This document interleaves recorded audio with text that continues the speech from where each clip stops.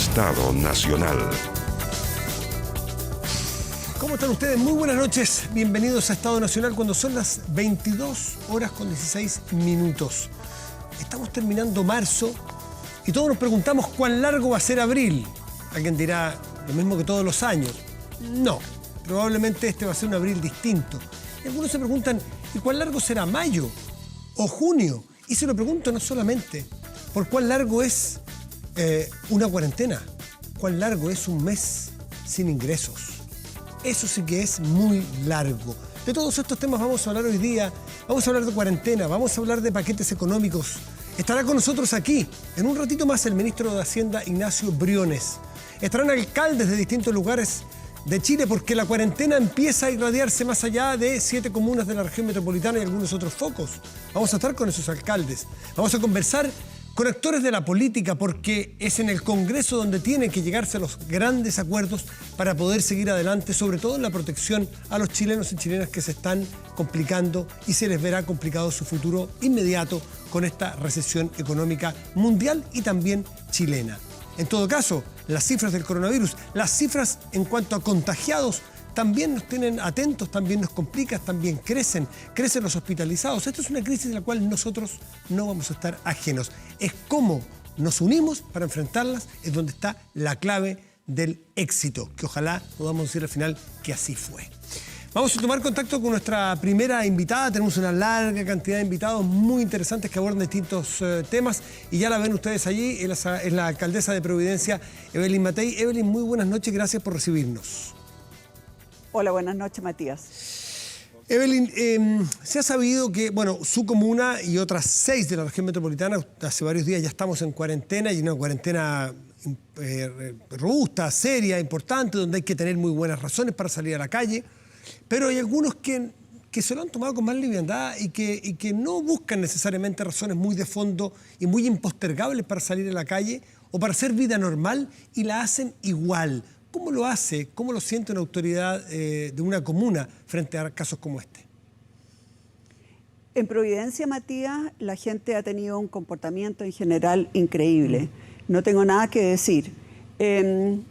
La verdad es que hemos tenido mucho menos reclamos por ruidos molestos, etcétera, que lo que tenemos en un fin de semana normal. Las plazas están vacías. Yo diría que la gente en general ha respetado. Y yo creo que la gente empieza a tomar conciencia que esto de verdad no es broma. Hay mucha gente que se contagia, que prácticamente no tiene síntomas, pero para otra gente esto puede ser letal. Y yo creo que solamente vamos a salir adelante en la medida que cada uno realmente sea responsable como corresponde.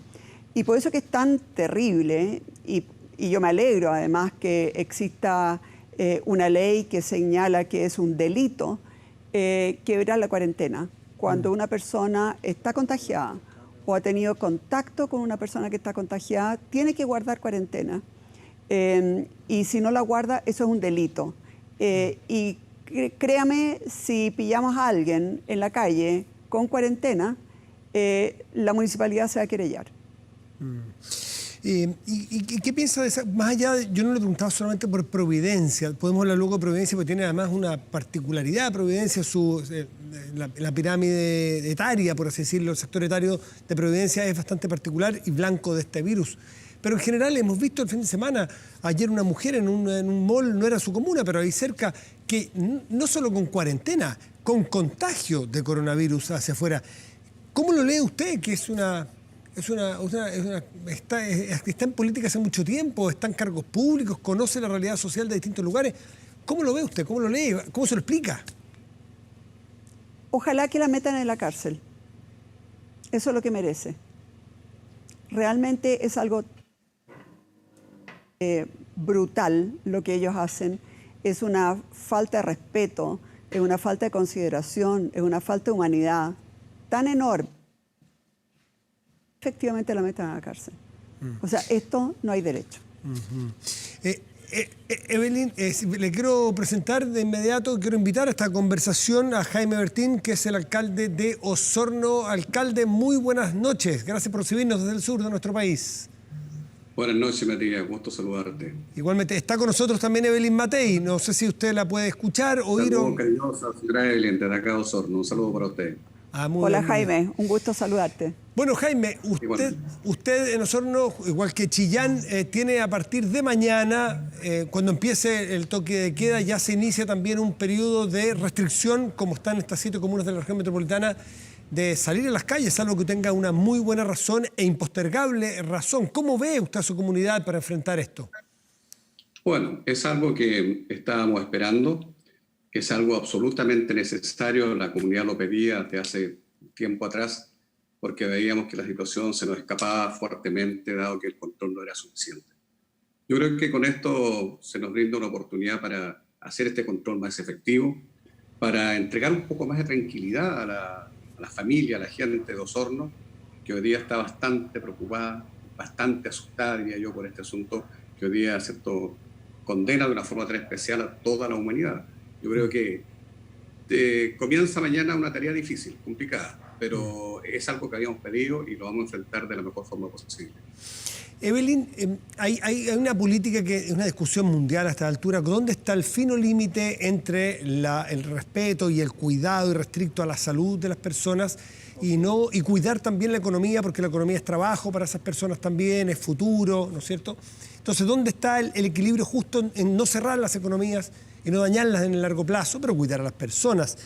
A ustedes dos se los pregunto, ¿les parece que ha sido adecuada la política del gobierno de ir descubriendo focos de contaminación o de más coronavirus e ir cerrando esos focos que hacer un cierre general, por ejemplo, como la política que legítimamente toma el gobierno de Argentina? Evelyn, ¿qué le parece a usted esta política o esta estrategia?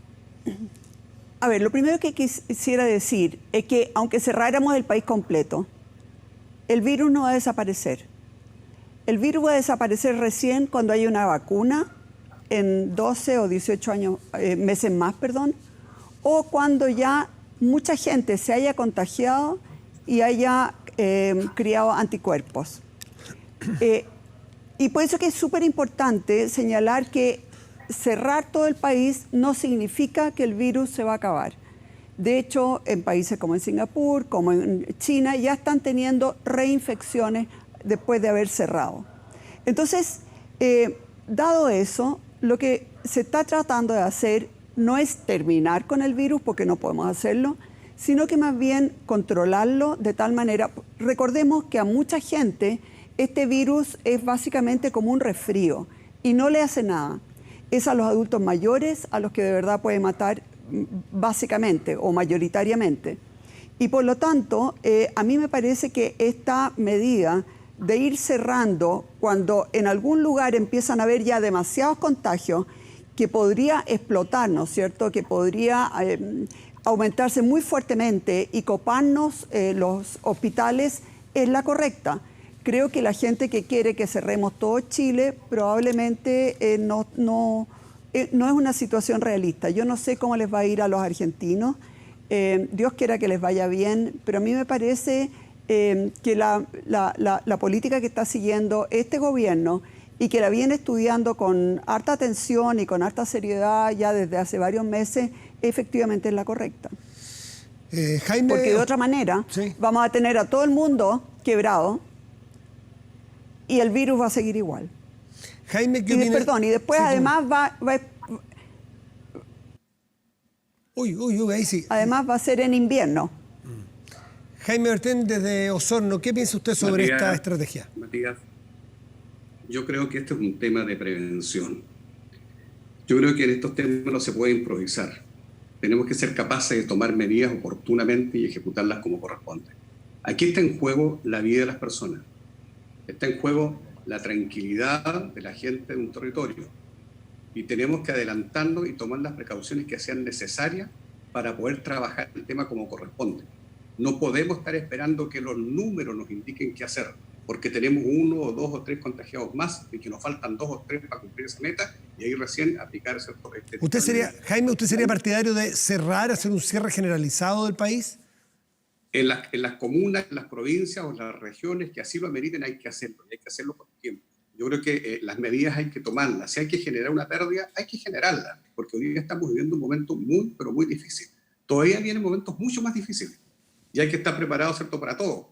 Y a mí me da la impresión que en muchas materias hoy día estamos improvisando.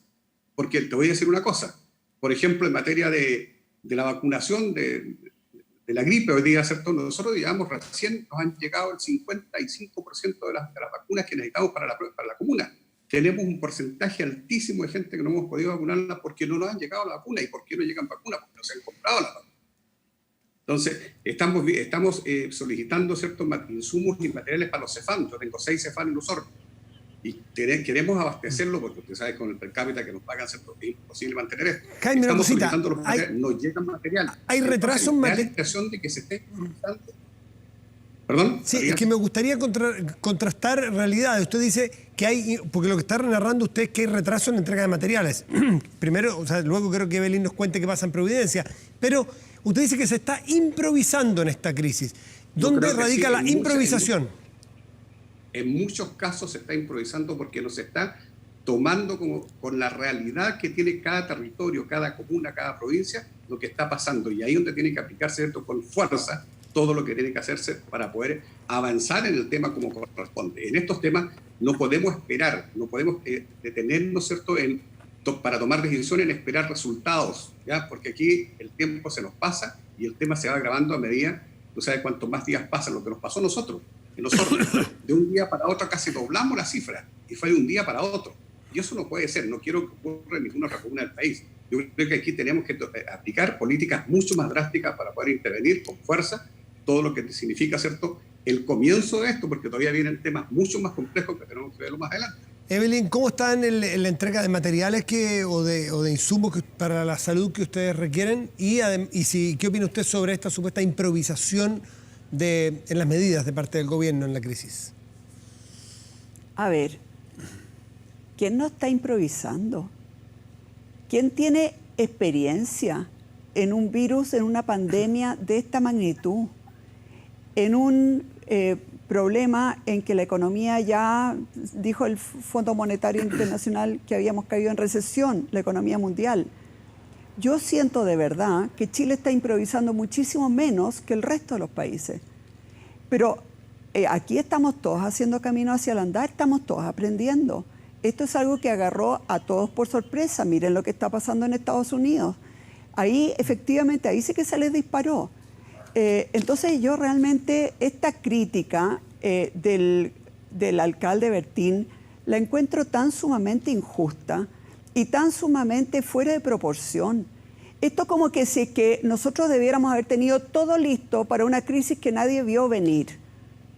Y yo lo único que le quiero señalar, probablemente Chile es uno de los países mejor preparados para esta pandemia. Y que van a haber errores, sí, van a haber errores. ¿Y va a haber improvisaciones? Sí, va a haber improvisaciones. Pero a nadie le pueden pedir que esté preparado para algo en que en todo el mundo no estaban preparados. Eso es lo primero. Lo segundo, nosotros realmente nos hemos preocupado, y las medidas se han ido tomando.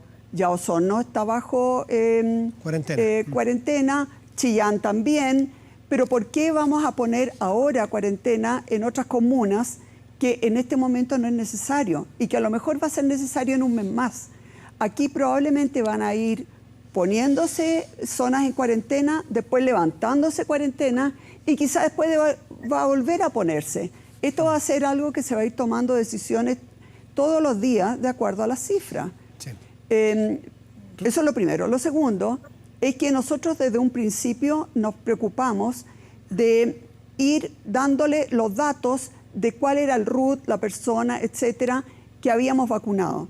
Si usted no tiene todos esos datos clarísimos, efectivamente no le van a entregar las vacunas. Pero nosotros fuimos entregando eso, estábamos de hecho online.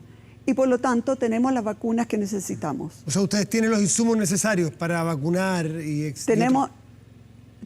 Tenemos los insumos necesarios. En este momento, obviamente, que hemos retrasado lo que es la vacunación de niños, porque no podemos tener a tanta gente en los colegios. Recordemos que a los niños hasta quinto básico se les vacuna en el colegio donde asisten.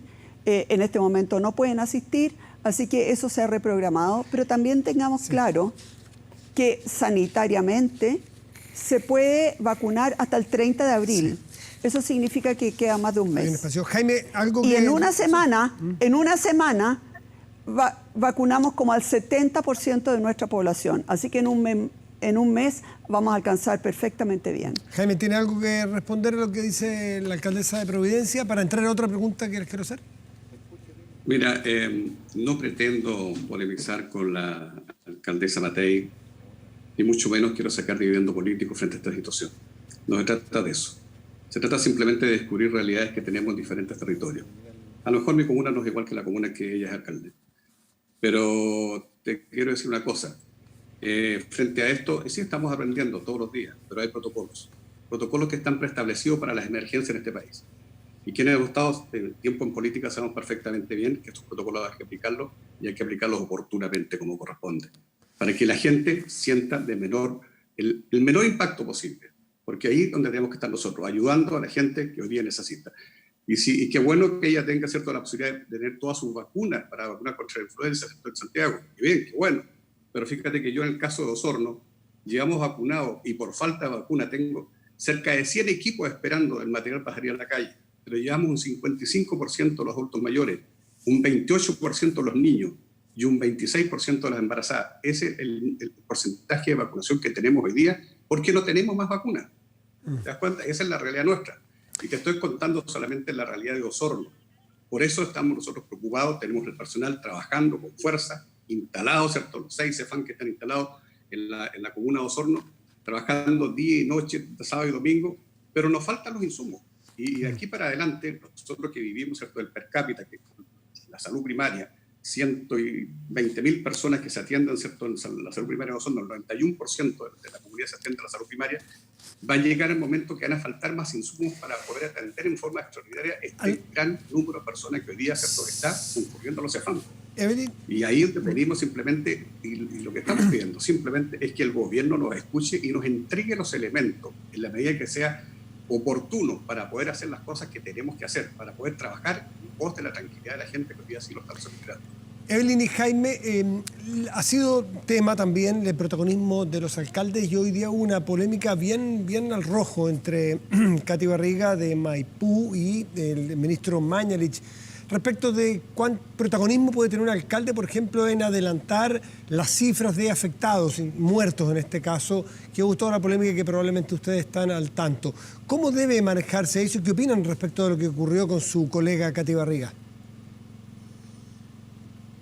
¿A quién le está Evelyn, a usted.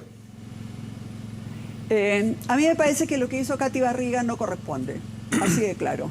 No tiene por qué ella estar dando la noticia de quién falleció y por qué causas. Acá hay directrices, acá hay test. Yo entiendo que ella vio lo que decía en el certificado de defunción, pero lo que pasa es que parece que ahí se le había hecho el test rápido, que a veces da falsos positivos.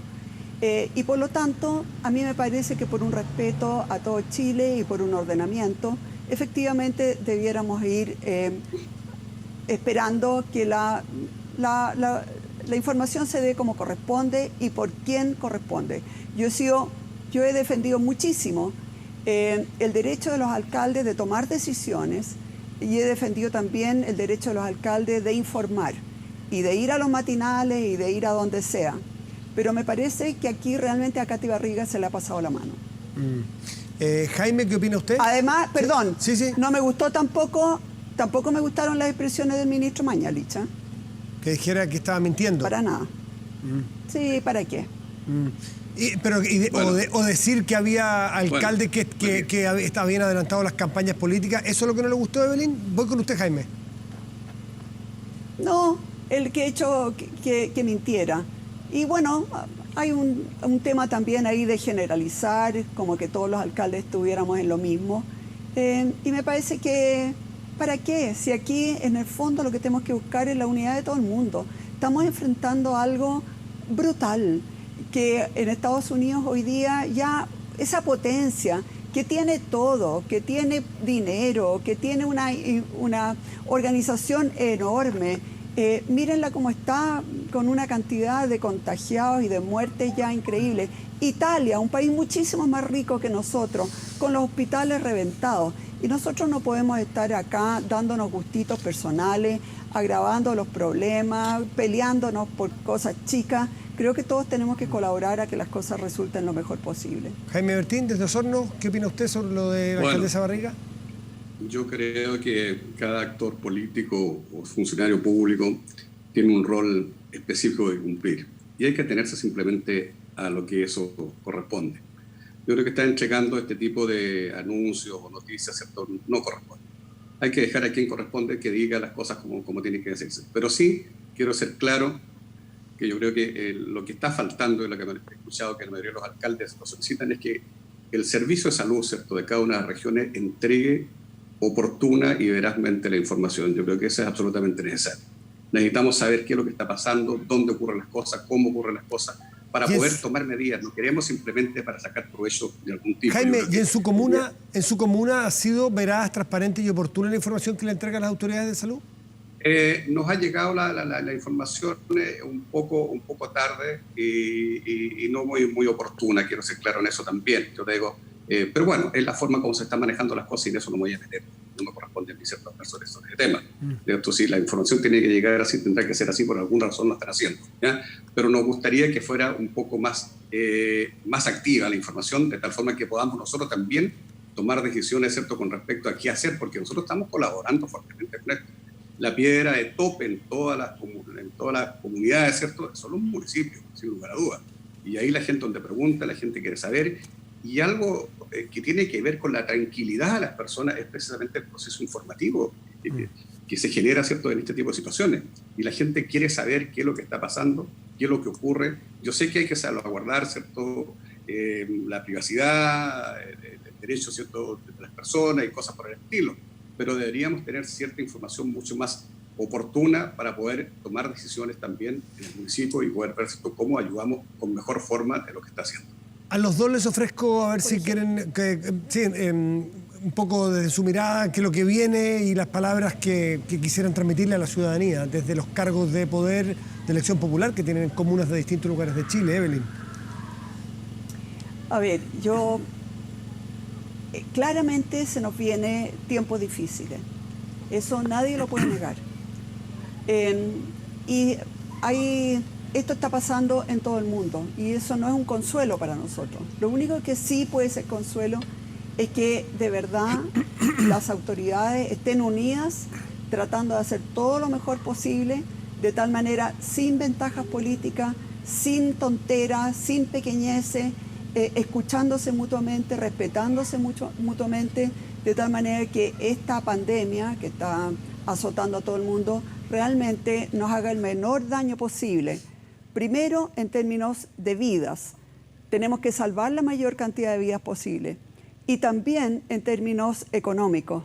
Sería terrible que después de salir de la pandemia nos encontráramos con muchísima gente cesante y con una crisis social terrible. Así que acá, la verdad, yo invito, y de eso se trata, yo creo que los chilenos lo único que piden de todos nosotros es que actuemos en forma responsable, en forma colaborativa y sin pequeñeces. Jaime. Bueno, yo creo que vienen momentos muy difíciles para todo el país. Nosotros estamos trabajando con fuerza para tratar de minimizar toda esta situación que se puede dar en las primeras semanas de que ello ocurra.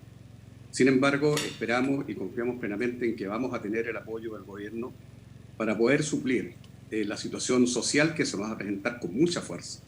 Aquí hay miles de trabajadores independientes, de mujeres jefas de hogar, de gente que sale en el día a día a conseguir los pesos para llevar alimento a su casa. Esa gente va a tener problemas, y va a tener problemas serios a contar de 15 días más, 20 días más, un mes más. Y ahí donde la gente va a recurrir a los municipios. Nosotros podemos sostener eso, ¿cierto?, un par de semanas, a lo mejor un mes, podemos llegar con la ayuda a todas estas personas. Pero no tenemos una capacidad infinita para así hacerlo. Y solamente solicito, ¿cierto?, al gobierno que haga un esfuerzo, que baje los recursos necesarios para que los municipios podamos enfrentar esto que viene o se debe venir con mucha claridad. Yo creo que ahí tenemos que adelantarnos. Estas son las decisiones que hay que tomar, ¿cierto?, oportunamente, las que hablaba anteriormente.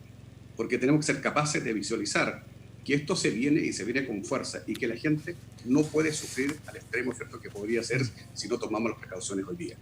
Yo creo que hay que transmitir tranquilidad, porque yo creo que eso es importante. Yo creo que si bien es cierto, hay que decir a la gente que estamos trabajando y mostrar que estamos trabajando, que estamos haciendo las cosas bien, que estamos en terreno. Los municipios es la gente que está en la primera línea avanzando para poder hacer las cosas que se hacen para sostener la ciudad, ¿cierto?, funcionando como corresponde.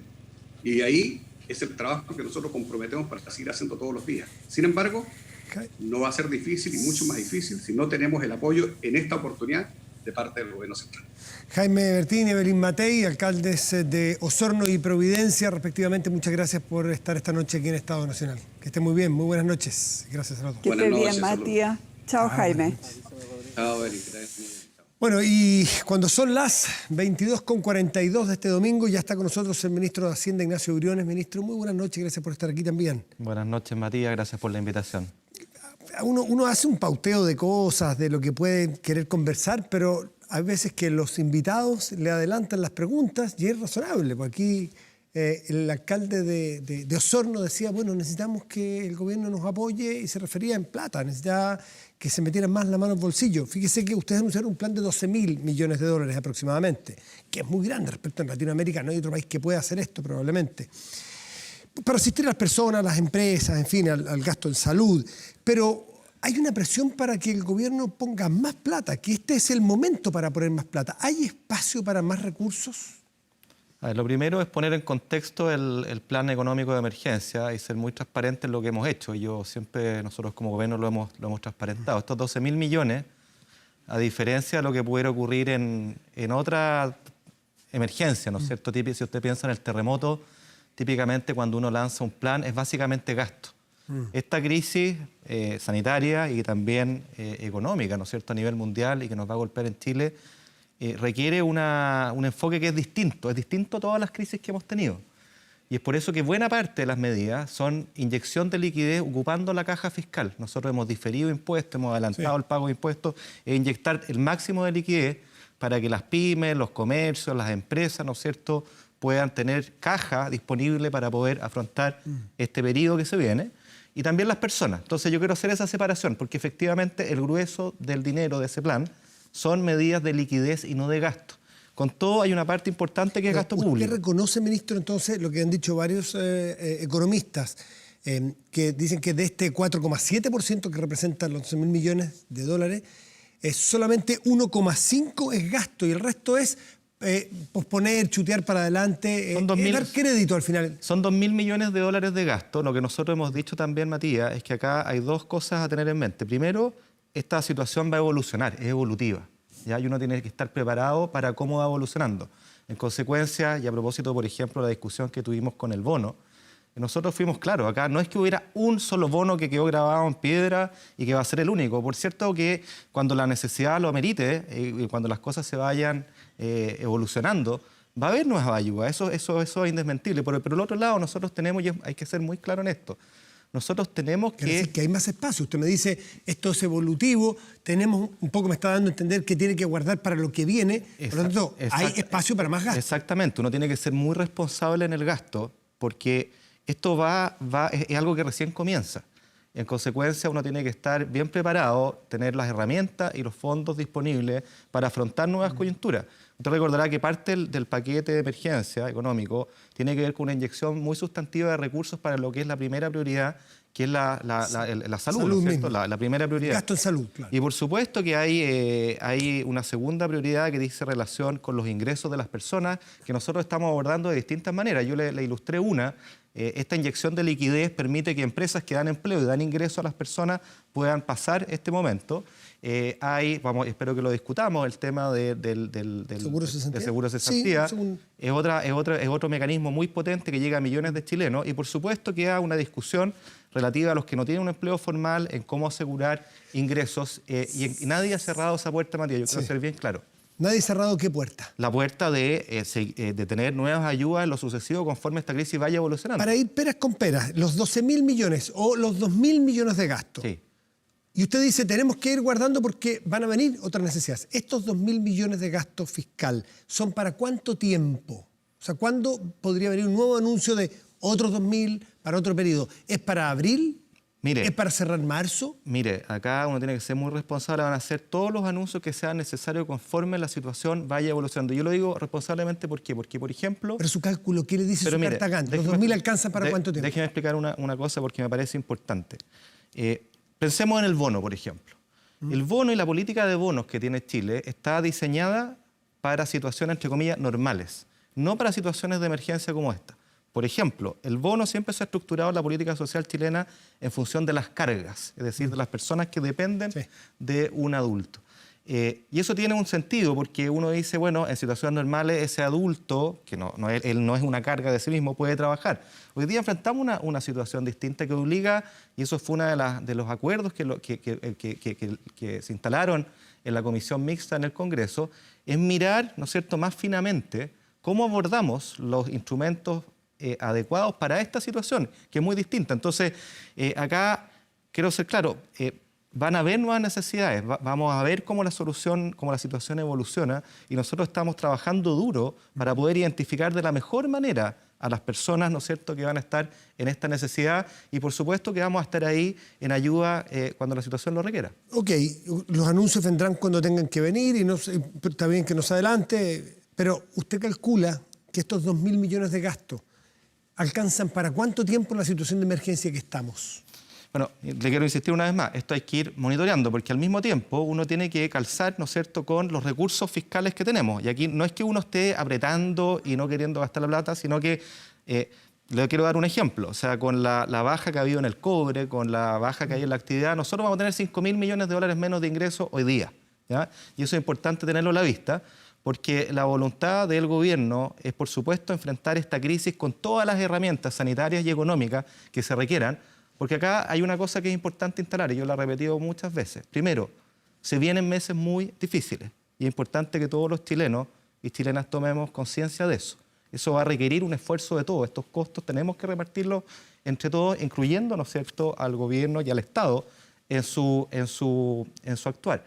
En consecuencia, es relevante, Matías, acá poder ponderar bien las situaciones, poder ponderar bien las intervenciones que vamos a hacer y actuar en consecuencia, ¿no? En el Congreso se ha retrasado la aprobación de estas leyes, sobre todo en el seguro cesantía, porque algunos sostienen eso en la oposición, que se ha puesto, que aquí se ha aplicado una cosa que muchos habían criticado, que es este estado subsidiario, es decir, y que las personas, los propios afectados, tengan que pagarse su salario cuando se suspende la actividad, cuando no puede haber trabajo, y con su seguro cesantía, con su ahorro, y que después va a venir el fisco, porque le han inyectado más plata al fondo del fisco, para seguir ayudando a las personas. Entonces el ministro Velasco decía aquí el domingo pasado, está muy bien la política en general, pero quizás eso habría que darlo vuelta, habría que cambiarlo. Donde repito, hoy día dice algo lo mismo, sí, pero ¿por qué las personas se tienen que gastar toda su plata y no el fisco entrar primero, o que vayan en parejo dando la plata del ahorro a las personas y el fisco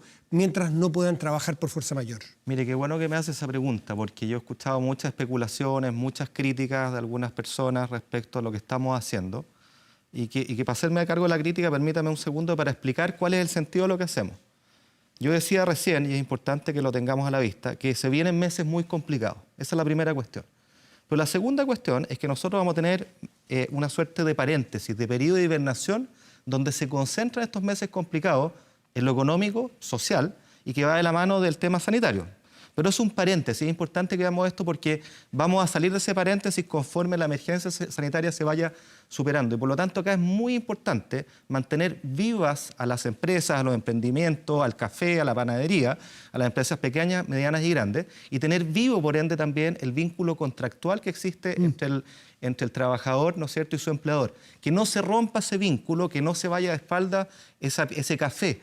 Porque si se va de espalda, esto que es transitorio, este paréntesis, se transforma en un efecto permanente que queremos evitar a toda costa. Voy a su punto. ¿Cómo mantenemos vivo este vínculo contractual? Pensemos nuevamente en este café. Este café hoy día no tiene ingreso, tiene poco o nada de ingreso. Si no tiene ingreso, ¿no es cierto?, porque no tiene venta, no tiene ingreso, no puede pagar sueldo, no puede pagar el arriendo. Lo que va a pasar es que esa empresa se va a ir de espalda, va a tener que cerrar y va a haber un trabajador que es desempleado. Queremos evitar eso. ¿Cómo lo hacemos? Le damos la opción en el proyecto de que de mutuo acuerdo se genere una suspensión temporal del contrato. El trabajador se va a su casa, el empleador, el dueño de este café, queda eximido de pagar el sueldo, porque si no tiene ingresos, ¿cómo lo va a hacer? Y el trabajador en este sentido recibe un ingreso del Fondo de Seguro de Cesantía. ¿Okay? Ahora, el Fondo de Seguro de Cesantía es importante señalar. No recibe el 100%. No recibe el 100%. 70. Seamos claros, recibe los mismos porcentajes como si estuviera desempleado, pero sin estarlo, porque mantiene vivo el vínculo contractual. Ahora, yendo al Fondo de Cesantía, nosotros hemos construido una institucionalidad robusta que es un privilegio. Muy pocos países tienen un fondo de este tipo que se nutre de contribuciones de ahorros en el pasado, que enteran el empleador y el trabajador. Para que usted se haga alguna idea, este fondo tiene dos cuentas, una cuenta individual y un fondo solidario. A grosso modo, 3 de 4 pesos que entran a la cuenta individual los aporta el empleador, ¿ya? Y 1 peso lo aporta el trabajador, y en el fondo solidario el 100% lo aporta el empleador. ¿Okay? Entonces tenemos un colchón de ahorro que, como todo ahorro, y cualquiera que nos escuche lo va a entender, los ahorros precisamente sirven para estos momentos, para cuando uno tiene una emergencia, uno rompe el chanchito. Y eso es lo que estamos haciendo, y eso es lo que ocurre cuando usted queda desempleado. Cuando queda desempleado, va al Fondo de Cesantía, y el orden en que retira los dineros típicamente es primero su cuenta individual, y cuando ésta se agota, pasa a la cuenta solidaria. Pero esto no es exactamente desempleo por lo que usted acaba de decir, porque no se ha roto el vínculo. Bueno, por eso lo que le digo. Entonces, que se gaste el ahorro es muy peligroso, porque el día de mañana, si volvemos a cierta normalidad, vamos a suponer julio, agosto... Es que aquí me permite, Matías... Y si me quedo, un segundo, si me quedo sin trabajo y me quedo sin ahorros después... Qué bueno que me hace esa pregunta, porque me permite desmitificar ese comentario que también lo he escuchado muchas veces. Primero, se ha criticado que nosotros partamos por la cuenta individual y luego vayamos al fondo solidario. Claro. Ahí esa crítica me parece que no es atendible, y quiero explicar por qué. Porque hoy día, quienes tienen mayores montos en las cuentas individuales son los trabajadores de altos ingresos. Déjeme darle un ejemplo. Una persona que gana 3 millones de pesos, que está en el 3% de mayores ingresos en nuestro país, tiene en promedio 6 millones de pesos en su cuenta. Tiene 2 meses de sueldo aposados ahí. Y una persona que gana 500.000 pesos tiene en su cuenta en promedio algo así como 250.000 pesos. Tiene medio mes. ¿Okay? Entonces, la idea de partir por las cuentas individuales es solidario y es progresivo. Hacerlo al revés sería menos solidario y regresivo. Entonces, nosotros estamos por tener una solución que sea progresiva y no regresiva, y que sea más solidaria que menos solidaria. Esa es la primera cuestión. Se dice, se acaba la cuenta individual apelando a esta suspensión temporal del contrato, ¿y qué pasa si después quedo desempleado? Pues bien, nada pasa, porque para eso está el Fondo Solidario. Esa persona, ese trabajador de 500.000 pesos, de 1 millón de pesos, que supongamos que agotó las lucas que tenía en su fondo, en su cuenta individual, bueno, si no tiene y queda desempleado mañana, va a ir directamente al Fondo Solidario y va a tener todos los pagos, ¿no es cierto?, que la ley... ¿En qué proporción es lo que tiene cada persona, cada trabajador en su fondo individual y en el solidario? Bueno, depende mucho, depende de cada persona. Pero yo le acabo de dar un ejemplo de un trabajador que está en promedio. 500.000 pesos, él tiene 250.000 pesos en promedio en su cuenta individual, que le alcanza para cubrir medio mes de desempleo. Entonces usted comprenderá que si está desempleado el día de mañana y tiene que estar 1, 2, 3, 4 meses, va a ir directamente al Fondo Solidario. Para ese trabajador, quiero ser claro, nada cambia y no está en riesgo que pueda apelar a fondos que le permitan suplementar su ingreso con cargo al seguro de cesantía en caso que quede desempleado el día de mañana. Yo entiendo la progresividad entre los salarios más altos y los más bajos, pero el orden de los factores era referente no dentro de la cuenta individual, sino que el solidario antes que el individual, o por lo menos que vayan... Bueno, si va el solidario antes que el individual, como le acabo de explicar, estaríamos beneficiando relativamente más a la gente mayores de ingresos, ¿no? Entonces, acá nuevamente quiero ser súper claro. ¿Y no se puede ir entregándole en paralelo a los dos y dándole más porcentaje a los que tienen menor ingreso? Se puede hacer muchas cosas, pero el camino que nosotros hemos tomado es el camino más progresivo y más solidario. Y quiero repetir una vez más, el trabajador, ese trabajador que tenía medio mes en su cuenta individual, supongamos que lo gasta porque va a entrar en este convenio de suspensión temporal de su contrato, supongamos que se lo gasta, y luego, los otros meses que esté interrumpido voluntariamente su contrato, va a recurrir al Fondo Solidario. Imaginemos que después vuelva a trabajar y queda sin pega. Bueno, ese trabajador va a pasar directamente al Fondo Solidario y va a tener las tasas de reemplazo, los pagos, como si hubiera tenido plata en su cuenta, porque para él es irrelevante. Para eso se llama Fondo Solidario, y nosotros estamos concurriendo con hasta 2.000 millones de dólares para asegurar que ese Fondo Solidario tenga plata. Entonces, acá la sustentabilidad, los pagos en caso de desempleo, no corren riesgo, Matías, quiero ser muy claro al respecto. 2.000 millones de dólares para ir al Fondo Solidario, ¿no? Sí.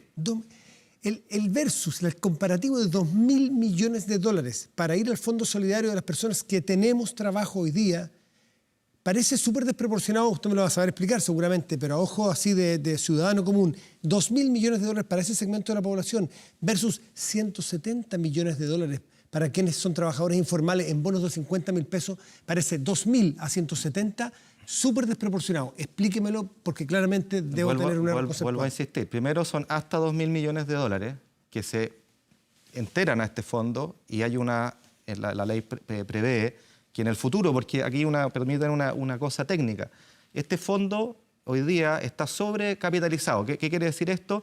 Que la regla de aporte es muy superior, la velocidad de aporte es muy superior a la velocidad de uso.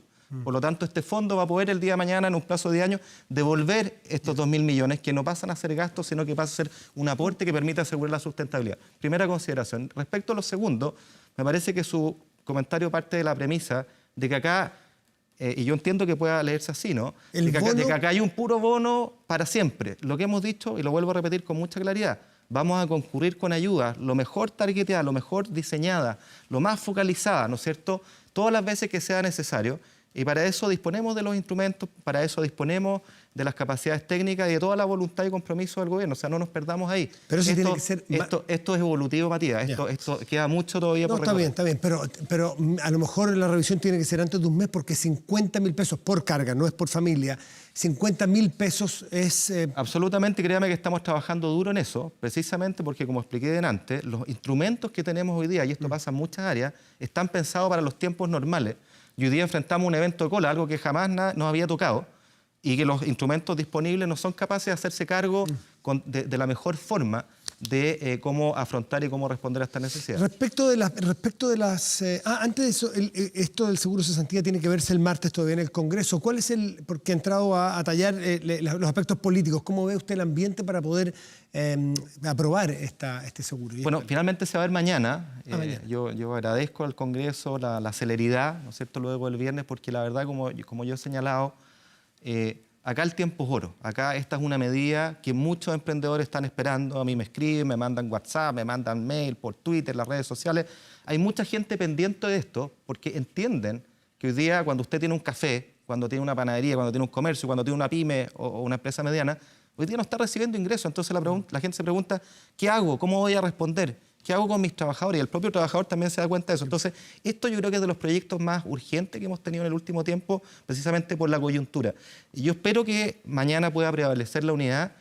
Nosotros en el Senado, y quiero agradecerlo, se despachó rápidamente con una muy buena discusión, con una votación masiva que refleja una mirada común de unidad respecto a estos temas que son fundamentales. Porque en esta crisis, Matías, la unidad es fundamental. Es unidad para generar acuerdos. ¿Está viendo más unidad que la semana pasada? ¿Está viendo Yo espero que haya unidad, ambiente? ¿sabe por qué? Porque esto es fundamental en términos de, primero, sacar medidas que respondan con rapidez, con mucha rapidez a la coyuntura. Y aquí vamos a tener que enterar nuevas medidas en la semana, en los meses que vienen. No tengo ninguna duda, volviendo a lo que hablábamos delante. Y eso va a requerir mucha unidad, mucha generosidad, mucho sentido republicano.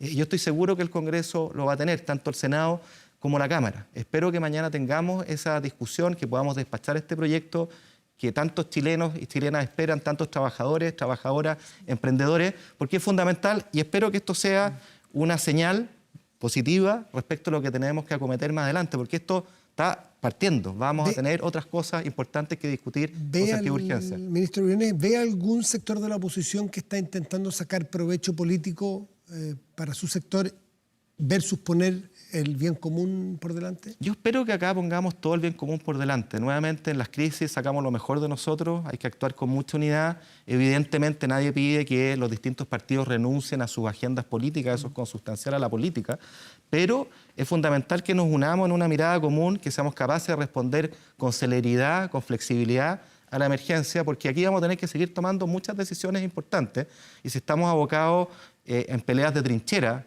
en soluciones de esquina, de derechas o de izquierda, en lugar de pensar ir para adelante, que es lo que los chilenos nos piden, creo que vamos a hacerle un daño al país. Hay que pensar en el bien común, como usted señala, y yo estoy confiado en que el Congreso va a tener esa mirada. Ministro, el 26 de marzo la Dirección del Trabajo emitió un dictamen donde establece que en caso de cuarentena, cordón sanitario, toque de queda, al ser actores dice, se exonera a las partes de la obligación recíproca que les impone el contrato de trabajo en estas condiciones. Es decir, saber otorgar el trabajo convenido o pagar las remuneraciones de parte del empleador. Se le exonera. El exministro Valdés, su antecesor, dijo que se equivocó la dirección del trabajo. ¿Usted qué opina? ¿Hay una equivocación al respecto? Mire, yo creo que llegó en un momento inoportuno, sin duda, y eso contaminó mucho el debate.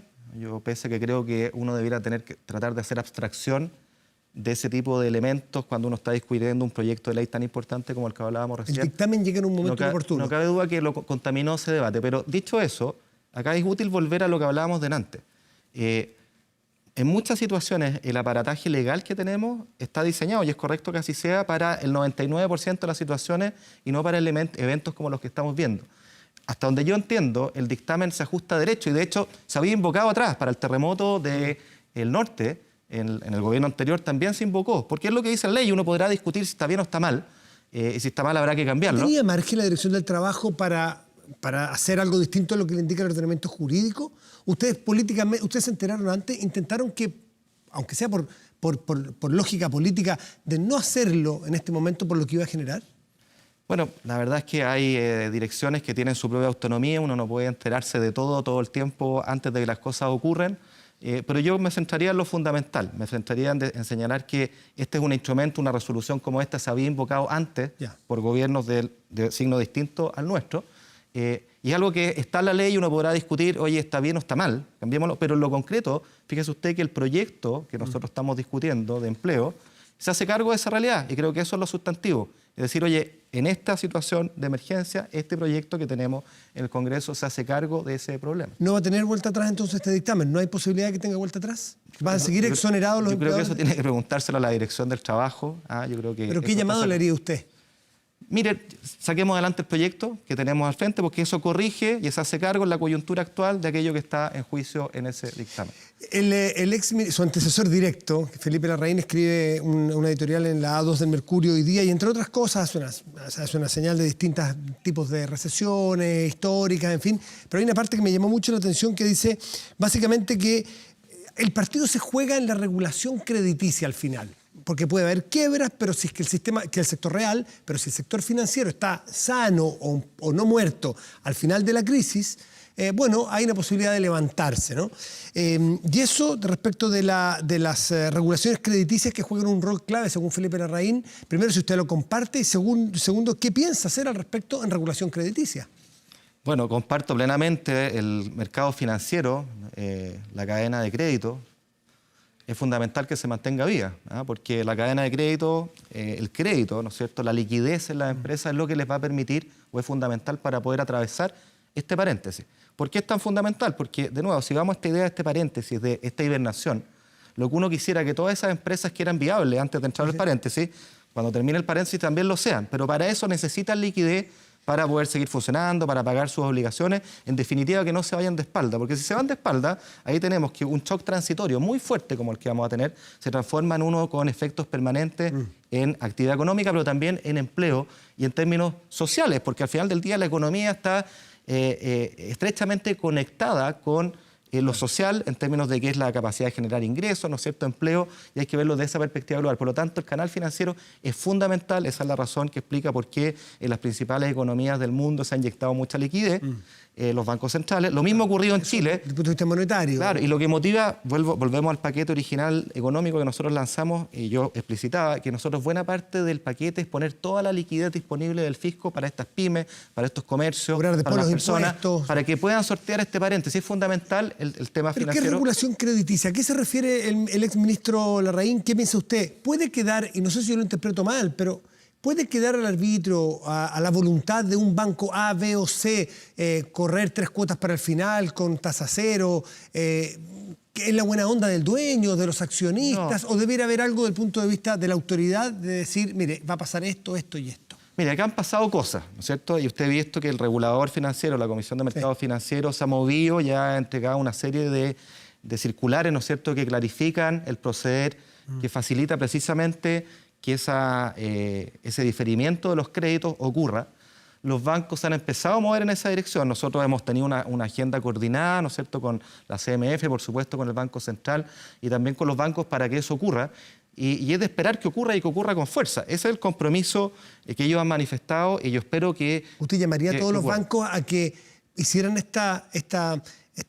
posponer por ejemplo, los créditos hipotecarios de consumo 3 meses? Lo hizo hoy día el BCI, lo hizo el Banco de Chile, me puedo quedar corto, no quería nombrarlo. Hay que hacerlo de forma masiva, Matías, eso es lo que los bancos han manifestado y nosotros esperamos que lo hagan, porque, insisto, este es un paréntesis, es un periodo de hibernación en el cual esos clientes que eran solventes, por algo los bancos le prestaban dinero, hay que darle el espacio, ¿no es cierto?, para que puedan pasar este periodo y luego, terminado el paréntesis, puedan levantarse y volver a operar. Es fundamental que esa palanca de crédito... ¿Haría un llamado a los bancos entonces a que repliquen todas las medidas que ya hemos visto como voluntarias? Por supuesto, y lo hemos hablado con ellos y hemos tomado medidas conjuntas, el Banco Central, la Comisión de Mercado Financiero, todas esas medidas están dirigidas a que ello ocurra y por supuesto que ese llamado es necesario. Ministro Briones, y alguien dirá que está escuchando, bueno, pero entonces si los bancos no cobran en 3 meses, se pueden ir de espalda a los bancos. ¿Tienen espacio los bancos para prorrogar?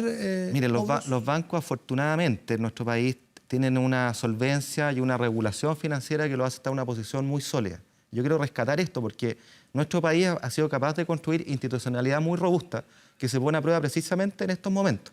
Hay países que no tienen esa suerte, no tienen un sistema bancario sólido, no tienen estos colchones de ahorro como el seguro de cesantía que hablábamos, son muy pocos los países que en el mundo que lo tienen, tampoco tienen desde el nivel fiscal ahorros, fondos soberanos, bajos niveles de endeudamiento que nos permiten, entre estos distintos elementos, afrontar estas situaciones de emergencia de una manera mucho más robusta. ¿Tienen espacio, tienen espalda los bancos en general? La banca chilena, y es reconocido por todos, es un sistema muy sólido, muy solvente, y por lo tanto es una palanca fundamental para esto que estamos hablando, de que el crédito funciona, de que el crédito fluya. Yo quiero decir además que por supuesto nosotros en el Ministerio de Hacienda, en el Gobierno, estamos trabajando en otras acciones que dicen relación con esto. Con asegurar que el crédito fluya, con que la pyme pueda tener acceso, es algo que no se agota con el paquete o el plan económico de emergencia que nosotros planteamos hace algunos días. Este trabajo es un continuo, Matías, y es importante que lo entendamos como tal. Acá estamos haciendo los máximos esfuerzos para que este shock transitorio, pero muy fuerte, que no existiera en eso, donde van a haber desempleo, donde van a haber empresas que se van a ir de espalda. Estamos haciendo lo máximo para que ojalá este periodo, este paréntesis, esta hibernación, tenga los menores costos sociales posibles en términos de que terminado este paréntesis podamos caminar de nuevo, retomar la actividad, retomar el empleo. Estoy seguro que lo vamos a lograr y eso requiere mucha unidad, Matías. Tenemos muchos invitados, me hubiera gustado preguntarle que nos narre sus vivencias estos 5 meses. Entiendo que hoy se cumplen 5 meses que entró al ministerio. No sé, ya perdí la cuenta.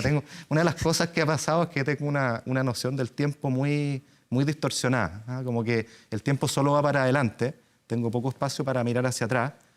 Lo que marca desde que llegué a mi gestión es estar concentrado en ir para adelante todo el rato y lo hago con mucha motivación, alegría y consciente del momento fundamental que estamos viviendo. Ministro Briones, muchas gracias por estar esta noche aquí. Gracias a ustedes por la invitación. Esté muy bien. Bueno, hablábamos que la política hoy día se torna crucial. Bueno, ¿cuándo no?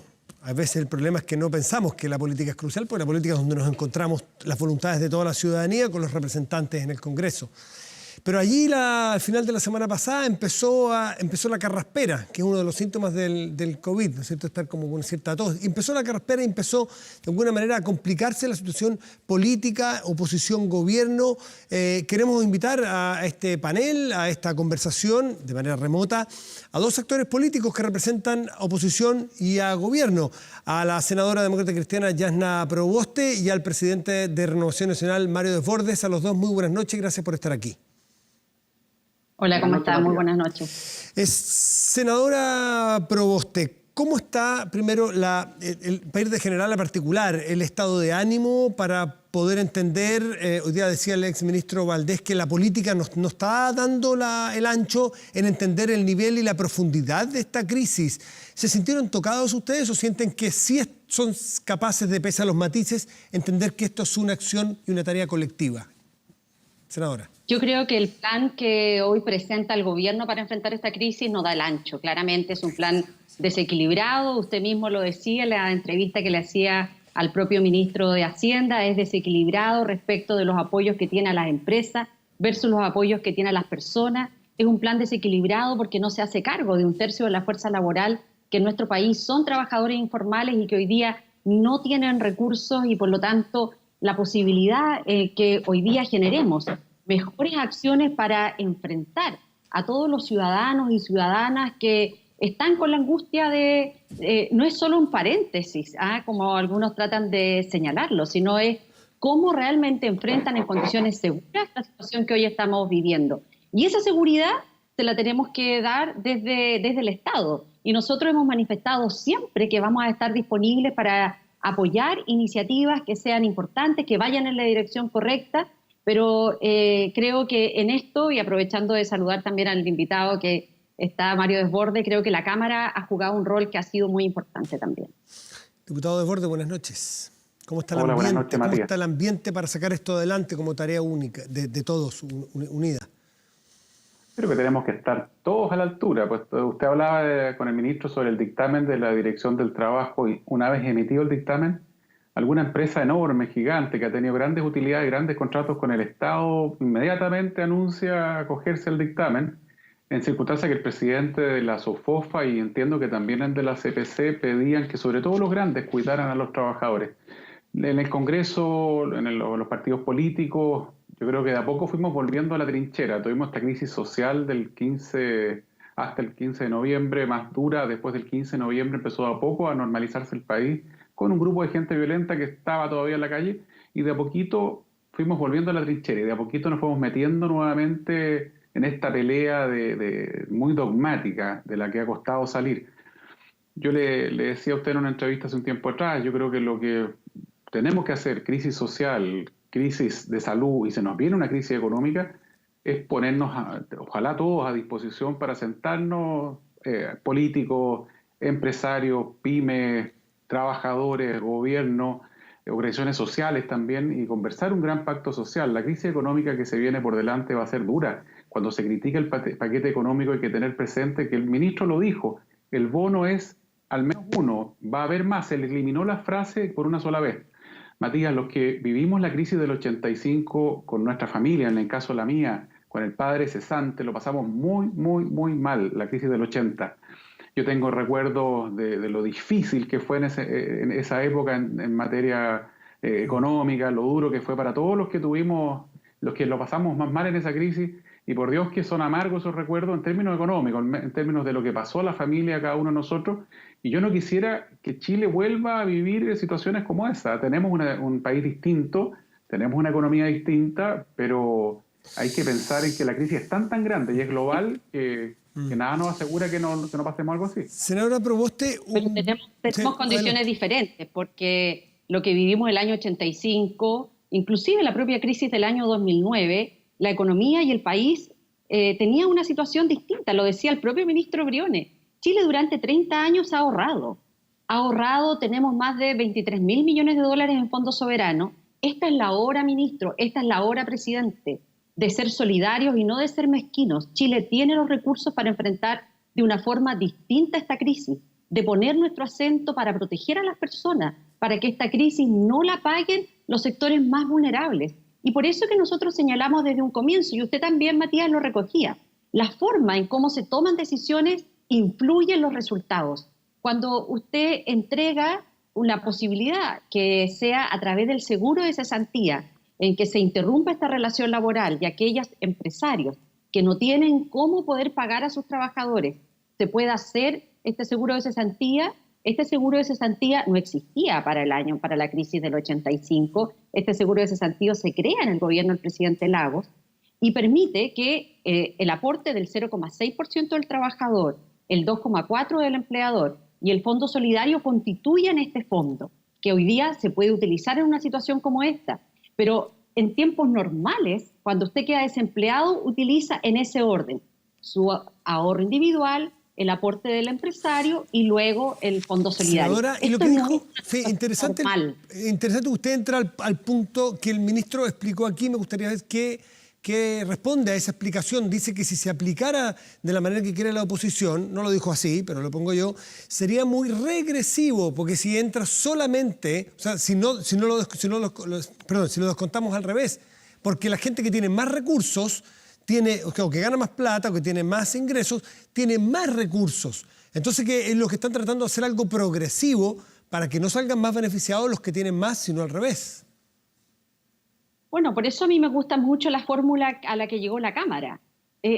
Matías, 2 datos. El 70% de los chilenos y chilenas gana en promedio menos de 1 millón de pesos. ¿Ah? No es la realidad de la que contó el ministro hace poco tiempo, hace un momento. Gana menos de 1 millón de pesos. Por eso a mí me gusta la fórmula de la Cámara de Diputados, en donde dice, mire, hagamos esta fórmula diferenciada para todas aquellas trabajadoras y trabajadores que tienen ingresos iguales o inferiores a 700.000 pesos, opera la fórmula en donde primero se echa mano al fondo solidario y luego a las cuentas individuales. Y así se resuelve el problema. Entonces vamos a ver la disponibilidad que tiene también el propio gobierno en este último trámite en el Senado mañana de respaldar una iniciativa que a nosotros nos parece que es absolutamente progresiva, porque tal como lo dice Mario Desbordes, después que terminemos esta crisis sanitaria, vamos a enfrentar una realidad que va a ser igualmente dura. Ya el Fondo Monetario Internacional lo ha señalado. Vamos a tener una crisis de empleo baja en los ingresos de las personas y tenemos que prepararnos y anticiparnos para ese escenario. Para eso sirve también la política, para anticipar escenarios. Y claramente cuando el trabajador quiera hacer uso de ese fondo de cesantía, para lo cual se ha creado en tiempos normales, ya no va a tener recursos. Porque además pero va a estar el solidario, dice el ministro. El ministro dice que ahí va a estar el solidario. Bueno, pero Matías, hay una parte que el ministro no explica y déjame hacer pedagogía.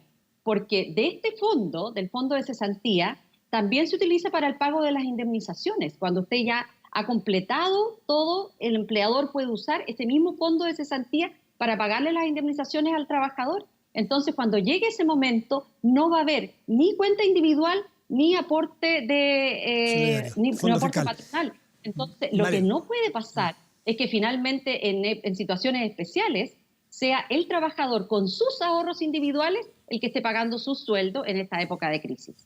Mario Desbordes. Matías, mire, el análisis que hace la senadora es bastante optimista. Yo, bueno, respeto obviamente la posición de la senadora Proboste, pero Chile tiene una situación particularmente difícil. Venimos saliendo de una crisis social, y digo saliendo porque está en suspenso, que provocó que mucha pyme estuviera al borde del cierre. Y a esa crisis social, hoy día le estamos agregando la crisis sanitaria que tiene paralizadas a un alto porcentaje de las empresas de todo tamaño. Entonces Chile está enfrentando una situación mucho más dura que la mayoría de los países de la zona y además a nivel internacional. Luego, no sabemos qué va a pasar con nuestro principal cliente, ¿cierto? En general, de todo tipo de productos, como es China. ¿Cómo va a recuperarse la economía internacional? Y por lo tanto, yo creo que hay que prepararse por un escenario muy distinto a la crisis subprime o a la crisis la crisis asiática. No son del mismo calibre, no son del mismo tamaño. Aquí está paralizado el mundo entero.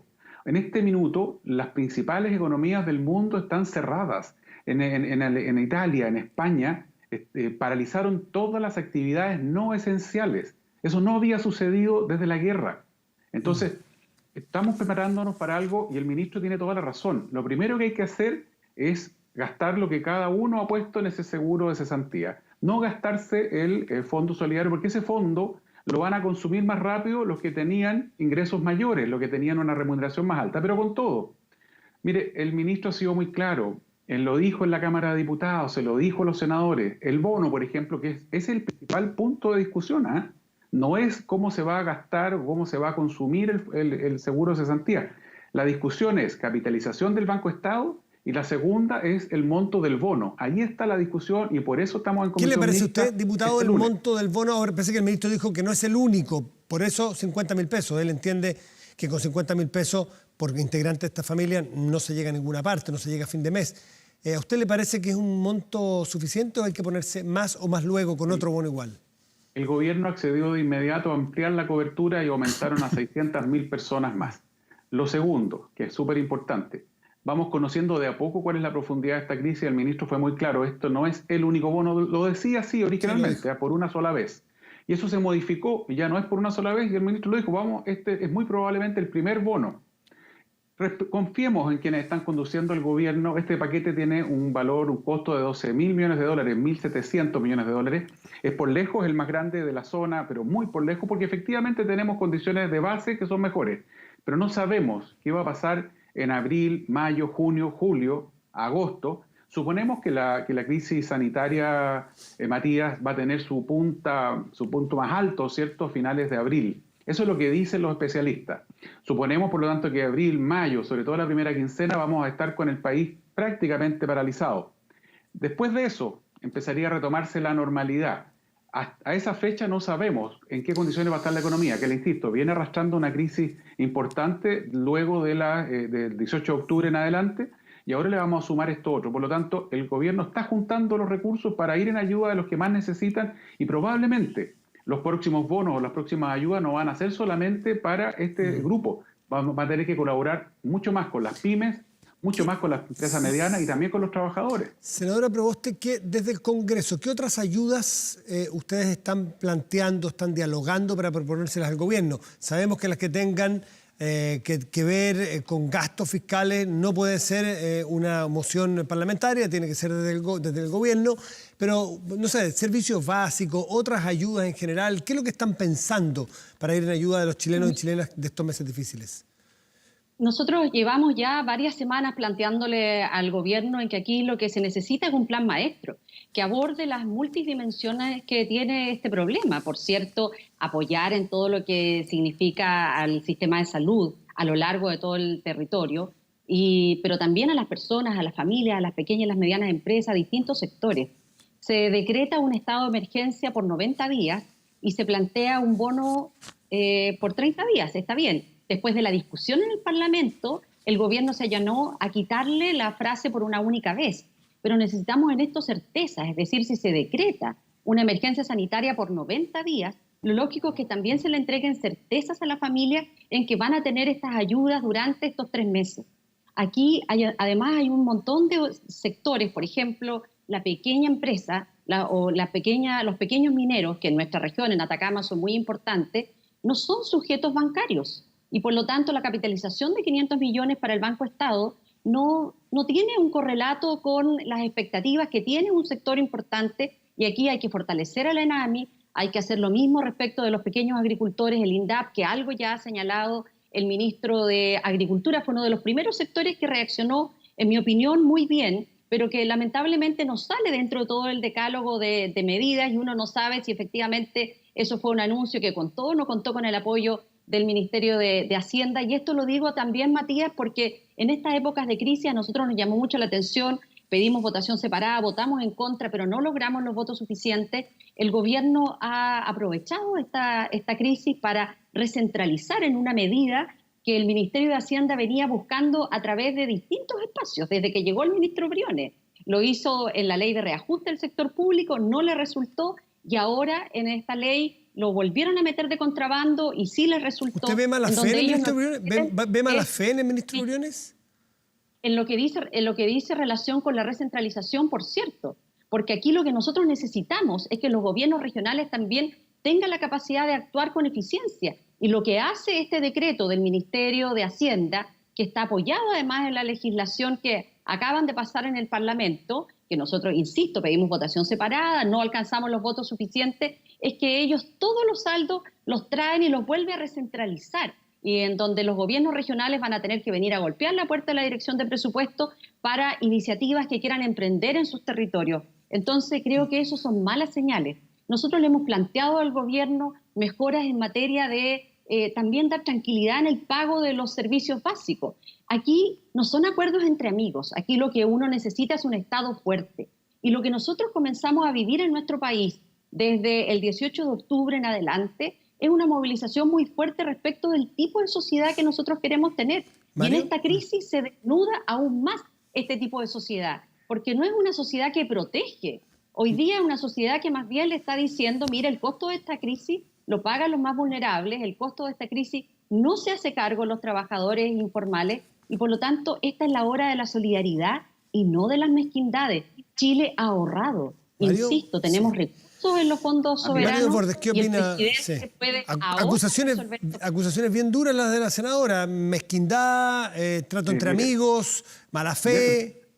Sí, lo primero es bueno que se sepa que este proyecto y este paquete de medidas fue aprobado en el Senado mayoritariamente. Votaron en contra la senadora Proboste y el senador Navarro, que es completamente legítimo, pero la mayoría de los senadores lo aprobó. No, En la Cámara de Diputados... Pero un momento, ¿fueron 5 o fueron 2? Sí. No queda claro. No, fuimos 5. Perfecto. El senador Latorre, el senador Bianchi, el senador Guillé, el senador Navarro y quien habla. Perfecto. Y no Entonces, votamos en contra porque nos parece que es insuficiente el monto del bono y votamos en contra porque se pasaron de contra otros temas. Mario. Sí, yo no interrumpo en general, porque sobre todo a distancia. En la Cámara de Diputados también lo aprobó la mayoría. Lo que pasa es que requiere quórum mayores algunas de las normas y no se lograron por eso.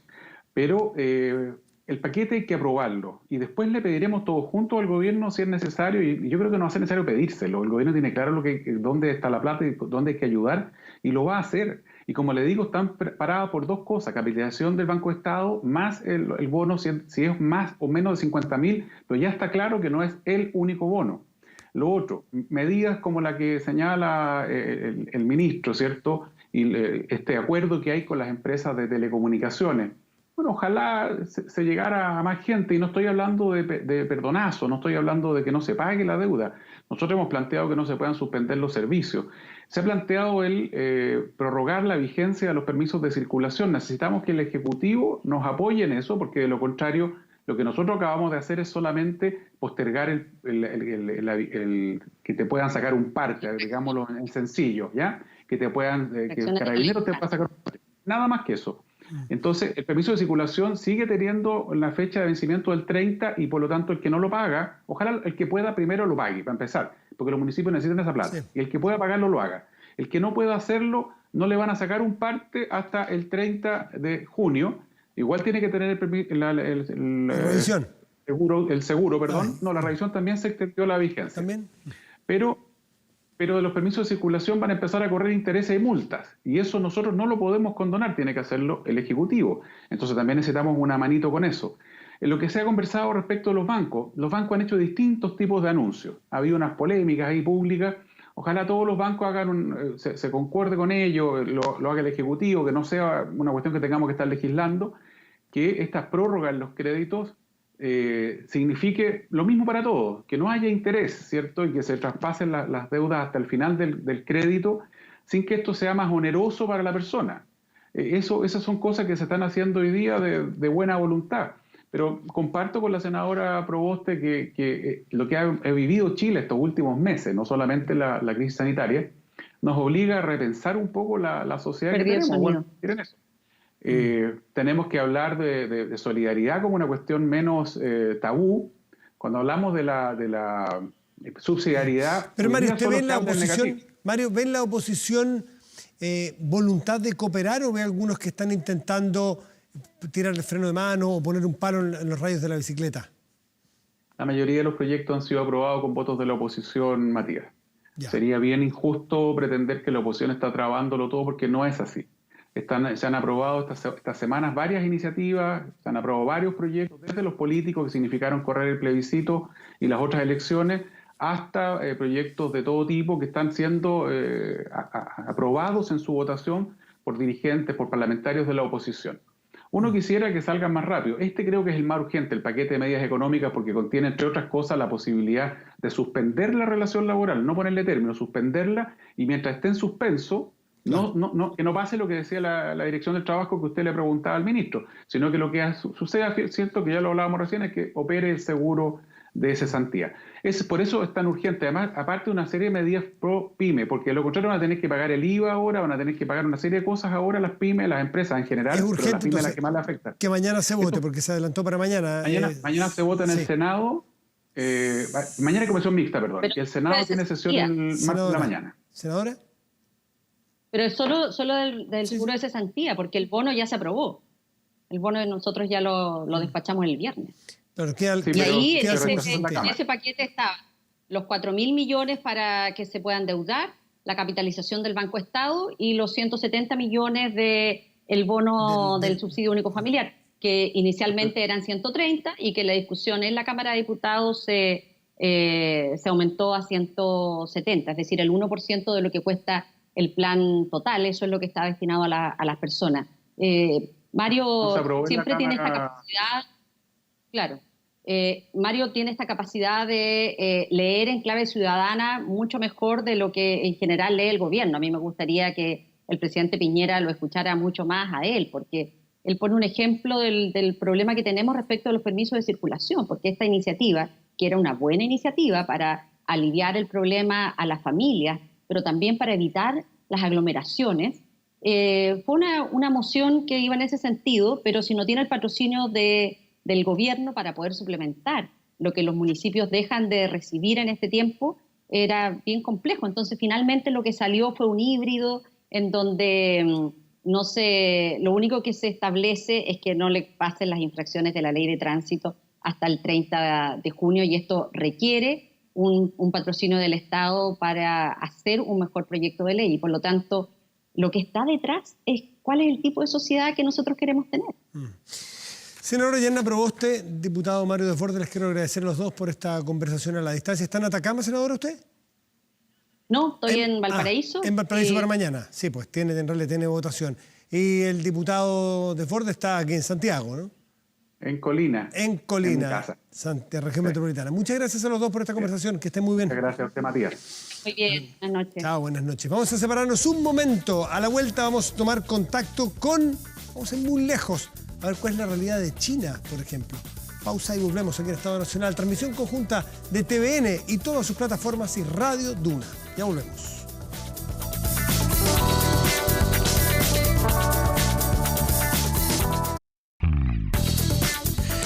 Bueno, y sabemos que Estados Unidos, que en un principio tuvo autoridades renuentes a tomar medidas fuertes contra el coronavirus, tiene un líder, un presidente que, claro, no llegó a los extremos de Bolsonaro o los extremos de Andrés Manuel López Obrador en México, que ninguneaban, miraban en menos y hasta hacían burlas con el coronavirus.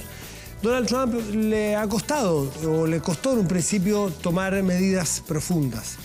Pero los datos indican que claramente ese es un país en el cual va a dar noticias de aquí en adelante. Fíjese que ya es cerca de un 40% más casos que el país que lo sigue, que es Italia, que tiene ya 136.000 casos y que tiene 2.400 personas muertas ya los Estados Unidos. Y con Nueva York en un foco tremendo. Si Nueva York fuera un país, estaría sexto en la cantidad de casos a nivel mundial. Tomamos contacto con la capital de Estados Unidos, Washington. Está Sergio Ursúa, economista chileno, profesor universitario allá, columnista, economista de Clape UC en Chile. Sergio, muchísimas gracias por atender nuestro llamado. Hola Matías, ¿cómo estás? Buenas noches. Bueno, no sé si tú compartes eso, que en un principio la autoridad le costó, y a Donald Trump le costó tomar esto con la urgencia que tenía y quizás por el susto a parar la economía, lo he dicho varias veces, pero que los datos indican que Estados Unidos tendrá que tomar un camino distinto al que ha venido tomando hasta aquí. Sí, la crisis hoy día en Estados Unidos está tomando un tamaño que probablemente hace 2 o 3 semanas atrás era difícil de anticipar. Y eso ha obligado dentro de la administración del presidente Trump, aquellas personas que miraban esto con algún grado de ingenuidad, a hacer un cambio en su perspectiva. Hoy día Trump y su entorno ha aceptado el desafío que esto significa, ha internalizado el costo económico y está empezando a incorporar el costo político que esto va a tener. Y ha significado para él un cambio absolutamente sorprendente en su discurso. Hoy día mucha más precaución respecto al optimismo que esto que la salida de esta crisis puede significar, y muy importante, ha tomado conciencia respecto del impacto sanitario, ¿cierto?, que esto ha tenido en todo Estados Unidos. Esto partió en la costa oeste de Estados Unidos, después hubo un foco en Nueva York, como tú mencionabas muy bien, y hoy día los datos muestran que el centro de Estados Unidos está empezando a mostrar focos de contagio similares a estos otros 2 puntos que conocimos durante las semanas anteriores. Esto está cambiando totalmente la economía, la vida, el día a día de Estados Unidos y, por cierto, la política. Y la capital estadounidense, la capital de la política, donde tú vives en Washington, ¿Cuál es el ambiente? ¿Cómo se vive en un país que está en ese...? Porque si uno mira la curva de crecimiento de Estados Unidos y hace días, es de una tendencia francamente espeluznante. No sé cómo será Washington y cómo se lo toman ahí. ¿Cómo es vivir en un país que está viviendo asediado por el coronavirus de esa forma? Bueno, sí, mira, el día a día ha cambiado bastante. Por de pronto, los colegios están cerrados ya hace varias semanas. La universidad lleva cerrada también muchos días. Las clases empiezan a activarse todo en forma remota, virtual, esta semana. Los supermercados sufren falta de productos esenciales, lo que es bien sorprendente para efectos de una capital, como tú dices, del primer mundo. Pero si tú vas a un supermercado va a ser difícil encontrar productos básicos. Por lo tanto, hay que estar yendo a temprano en las mañanas cuando llegan los camiones de distribución. Y esa es la realidad. Es una realidad que lleva acá, ya te diría, con facilidad una semana.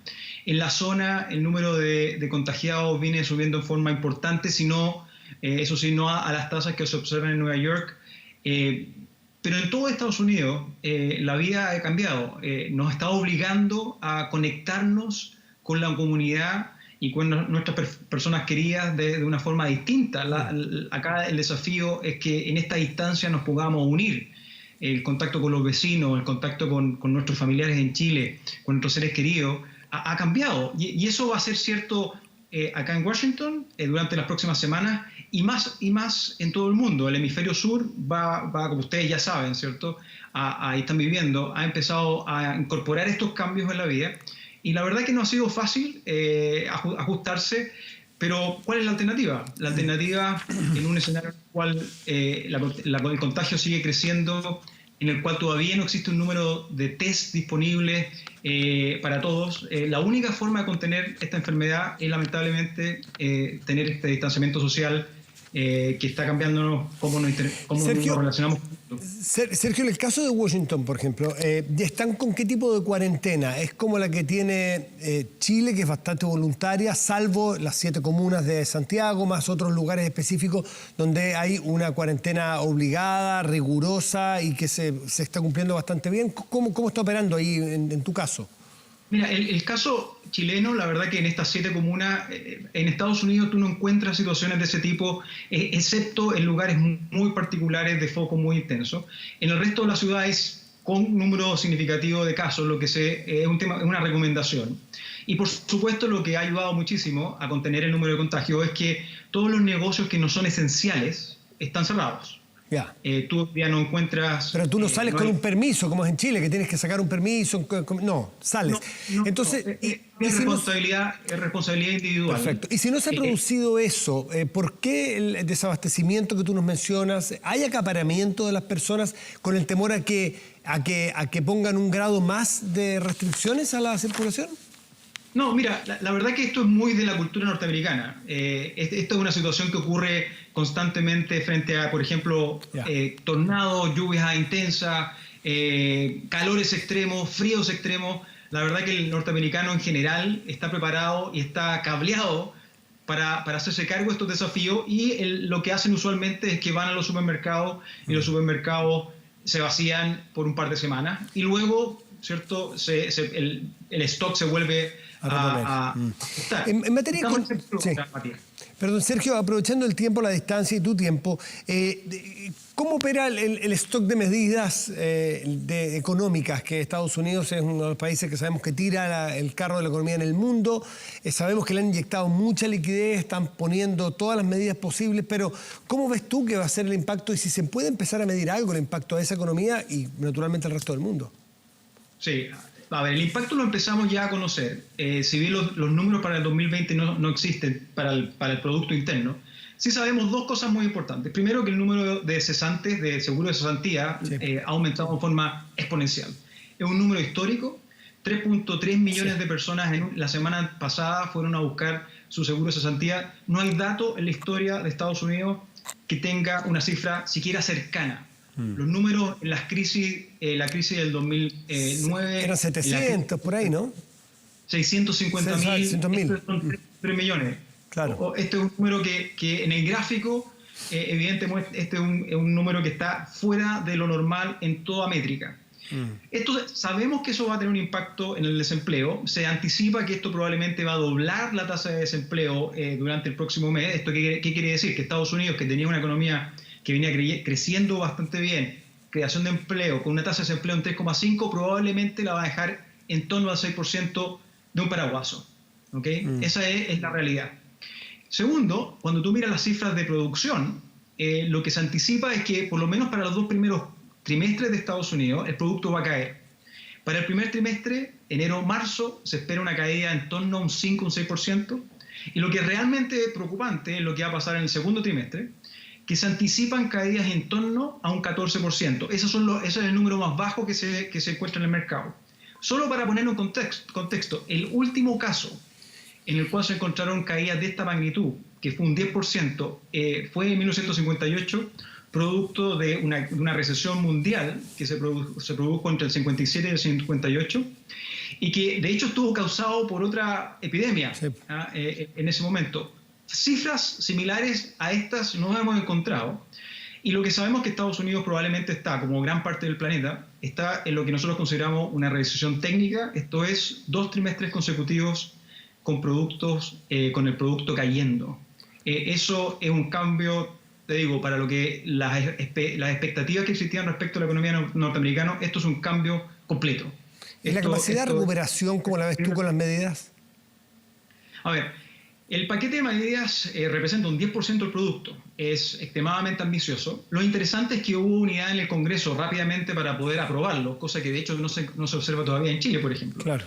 Y básicamente cuando tú miras las medidas, acá hay una dimensión que es fundamental, que es la protección del empleo.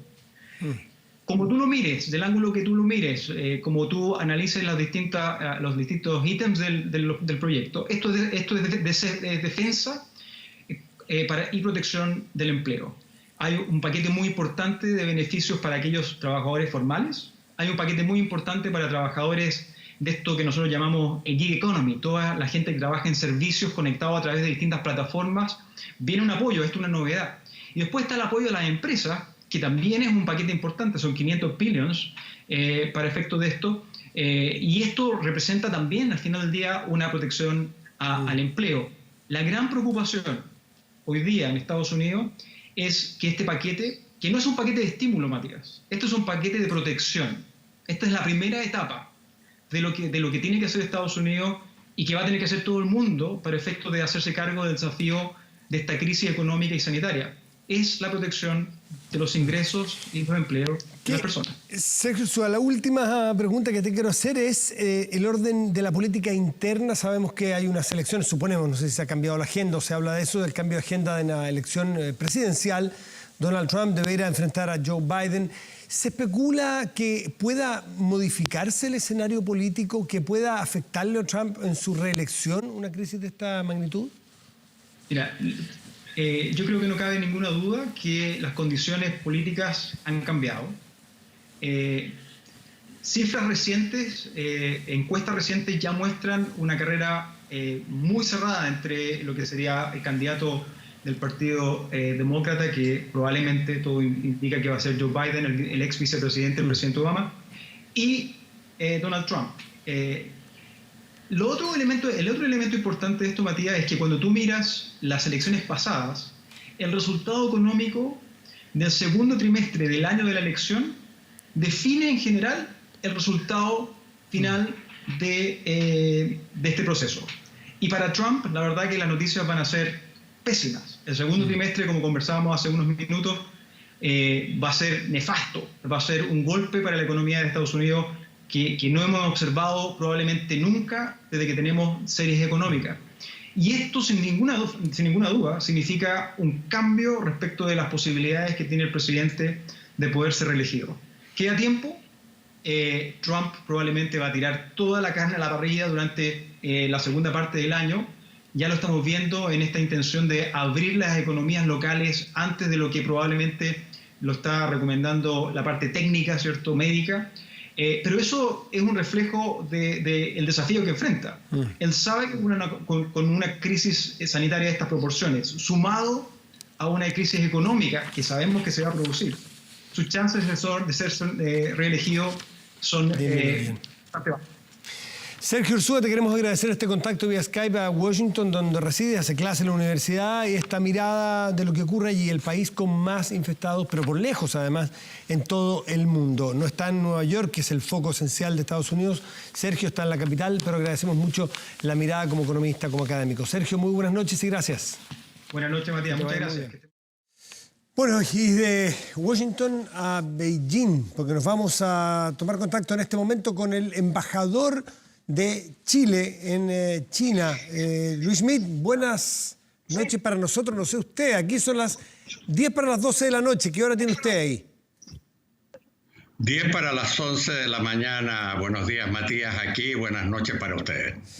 Bueno, uno puede leer muchas cosas, pero sobre todo con lo que yo me quedo es con la mirada optimista de que China va tratando o va logrando reponerse, con todas las precauciones que ha de tener, sobre todo en la baja hace un buen rato ya de la cantidad de personas afectadas, pero también en su capacidad económica de pararse, y nos puede dar una muestra al resto del mundo cómo se sale de una crisis como esta. ¿Cómo lo ve usted? Bueno, efectivamente, en el resto del mundo esto está partiendo. En China yo diría que ya está prácticamente controlado. Nosotros llegamos a tener infectaciones diarias, de más de 5.000 casos. Hoy día, digamos, las infectaciones son del orden de 300 o 400 personas a la semana, y la mayoría, 70-80%, es de retornados o de personajes foráneos que llegan a China. Por eso el fin de semana, Beijing, que tiene el orden de 300 vuelos al día más o menos, y redujo, digamos, prácticamente a cero la entrada de extranjeros, y redujo y cerró todas sus fronteras. Y también en el caso de Beijing habían habido algunas infectaciones en los últimos días de 30, 40 casos, pero todos eran extranjeros. Entonces hoy día yo diría que acá ya está controlado.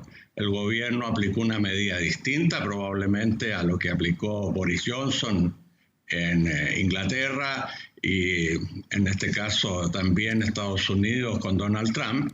Ellos inmediatamente cuarentenaron, cerraron y se han preocupado fundamentalmente de la salud de la población más que de la producción. Eso ha hecho que efectivamente en China se infectaran del orden de 82.000, 83.000 personas, pero si usted lo divide por el número de habitantes en China, que son 1.400 millones, es como si en Chile se infectaran, aproximadamente 1.000 personas y nosotros ya vamos en 2.000. Y se murieron 3.200 personas, pero llevado al caso chileno por el número de población, es como si en Chile se infectaran o se murieran 40, 50 personas, no más allá que eso. O sea, aquí ya está bajo control, la economía ya empezó a funcionar. Las estadísticas hablan de que en los primeros 15 días de marzo el repunte en las ventas ha sido casi de un 14% comparado con los 15 días de febrero, y el repunte en las ventas de e-commerce son del orden de un 40%.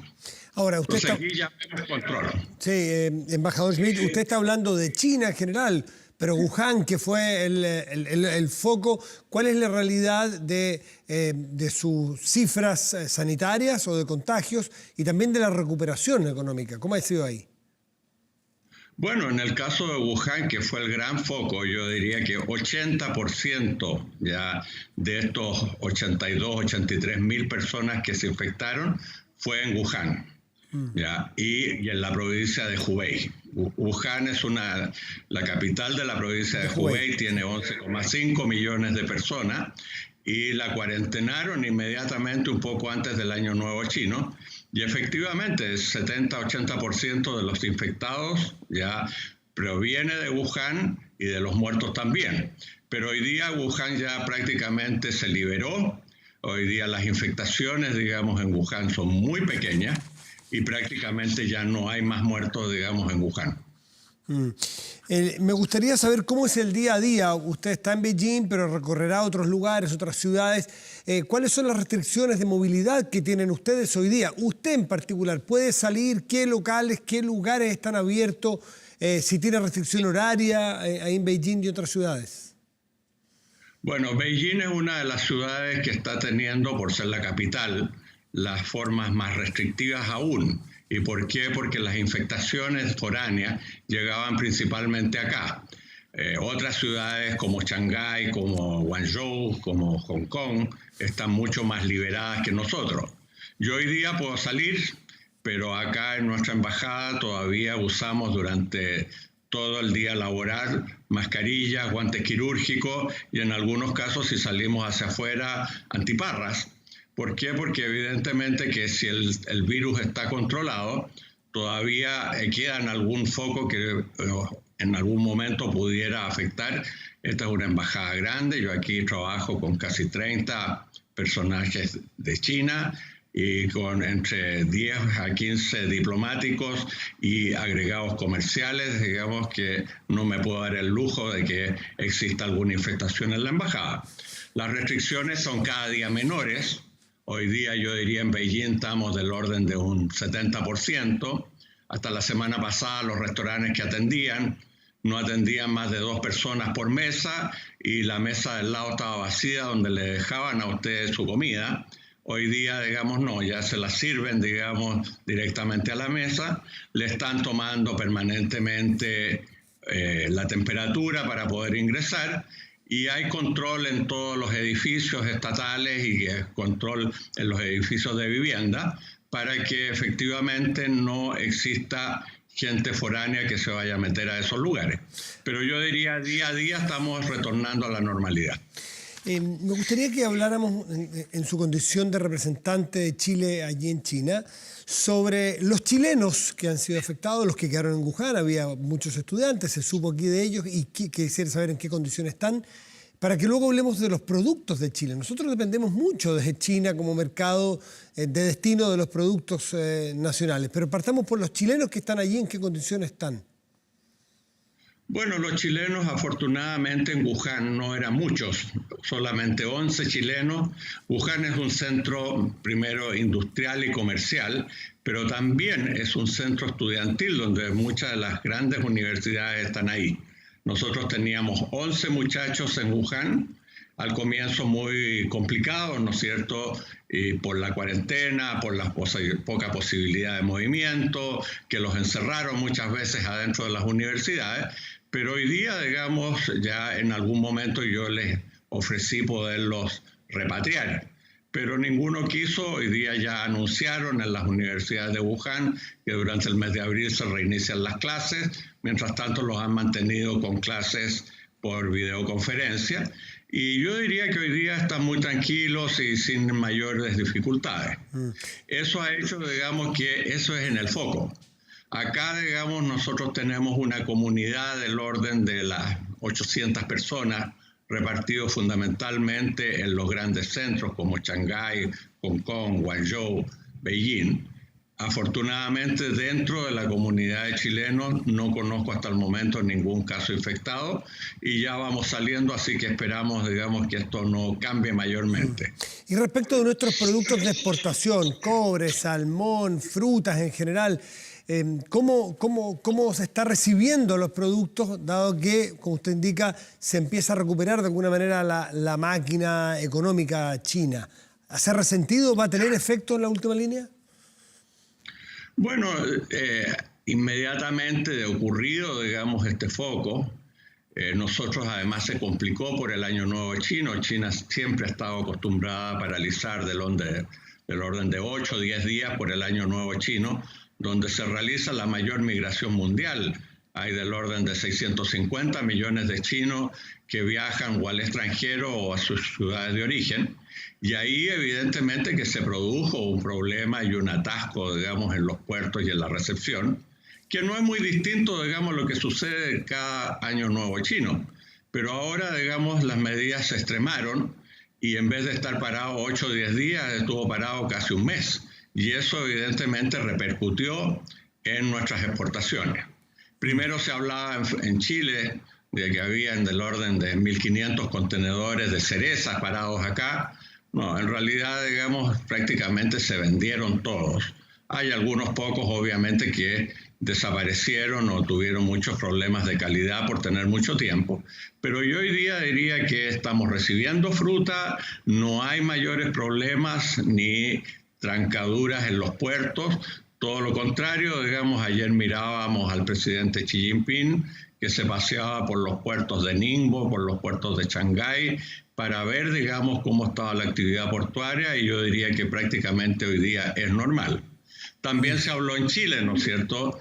Bloomberg habría hablado de que China habría paralizado las compras de cobre. Yo lo desmentí en su oportunidad. He conversado con los mayores importadores de cobre acá, que son la China Non-Ferrous Metal, Minmetal y otra gran cantidad de compañías.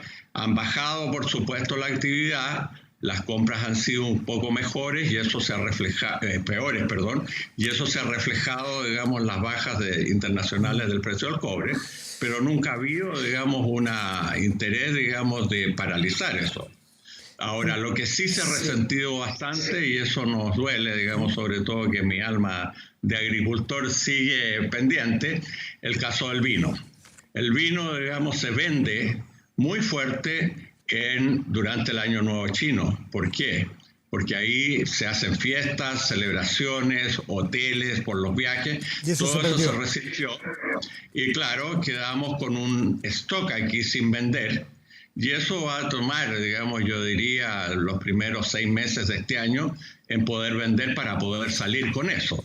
Pero yo me refiero, digamos, a fruta, lo que es carnes, lo que es hoy día, digamos, la entrada de salmón y de productos del mar, está completamente funcionando, y le reitero, con un gran rebote, que yo lo anuncié por lo demás hace 15 días atrás, que durante el mes de marzo se iba a empezar a dar este rebote y que probablemente en abril acá nos iríamos a acordar de esto como una mala pasada que tuvimos. Ojalá aquí sea lo mismo luego, porque estamos, no sé si en el ojo del huracán o en momentos muy difíciles, y a lo mejor van a empeorar los momentos que estamos viviendo nosotros en Chile. Embajador Schmidt, muchísimas gracias por atendernos a esta hora en directo, 11 tanto de la mañana ahí en Beijing, nosotros pasadita las 12 de la noche aquí en Chile. Embajador, buenas noches y muchas gracias. Gracias a ustedes, muy buenos días por acá, buenas noches por allá, y muchas gracias por la entrevista, Matías. Hasta luego, muy buenas noches. Hacemos una pausa, ya volvemos aquí en Estado Nacional.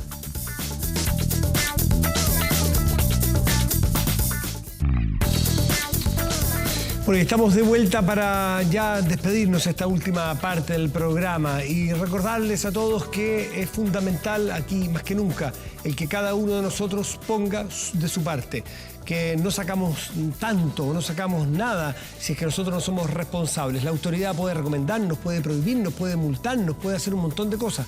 Pero si no está en nuestra conciencia el tratar de aislarnos socialmente, quedarnos en nuestras casas si no es ultra necesario salir, bueno, es la forma que más rápido vamos a salir de esta crisis. O dicho de otra manera, que la crisis va a ser menos profunda de lo que muchos temen y los expertos y las proyecciones indican. Así que, más que nunca, depende de usted, de ti, de mí, de todos nosotros, que nos cuidemos. Les agradecemos mucho esta atención y nos seguimos reencontrando aquí a través de TVN, el canal público y todas sus plataformas para estar permanentemente informados. Muy buenas noches y gracias por venir.